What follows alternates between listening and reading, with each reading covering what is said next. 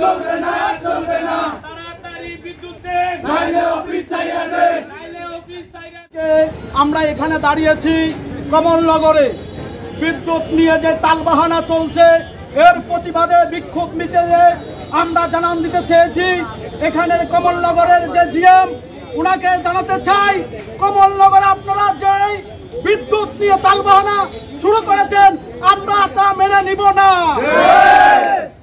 কমলনগরের GM কে আমরা জানিয়ে দিতে চাই, আপনি কমলনগরের বরাদ্দকৃত যে বিদ্যুৎ সেই বিদ্যুৎকে আপনি সাশ্রয় দেখিয়ে আপনি বাংলাদেশের বিদ্যুৎ সাশ্রয় হয়ে পুরস্কার গ্রহণ করার জন্য এই পায়তারা গ্রহণ করছে।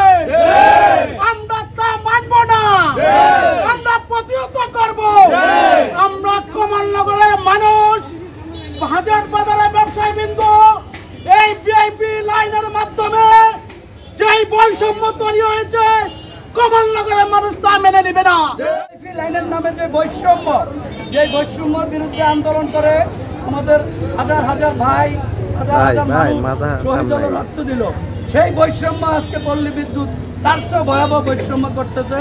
ভিআইপি লাইনের নামে একটা লাইন চালু করে সেখানে 24 ঘন্টা বিদ্যুৎ দিয়ে রাখতেছে, অথচ কমলনগরের প্রাণ কেন্দ্র হাজিরহাট, সেই হাজিরহাট বাজারে যেখানে কমলনগরের ব্যবসা বাণিজ্য সহ সবকিছু পরিচালনা হয়, সেই বাজারকে ভিআইপি লাইনের বাইরে রেখে তারা একটা নির্দিষ্ট জায়গায় ভিআইপি লাইনের নামে লাইন খুলে বিদ্যুৎ সাপ্লাই দিচ্ছে।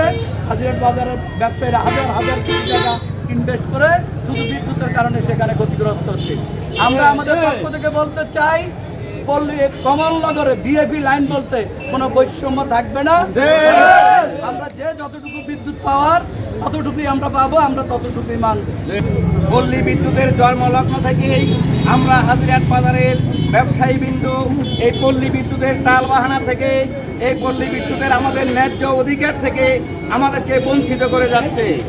আমরা ঠিক মতন বিদ্যুৎ পাই না, নামাজের সময় আমাদের বিদ্যুৎ থাকে না, আমাদের ব্যবসা বাণিজ্য পরিচালনা করতে আমাদের কষ্ট হয়।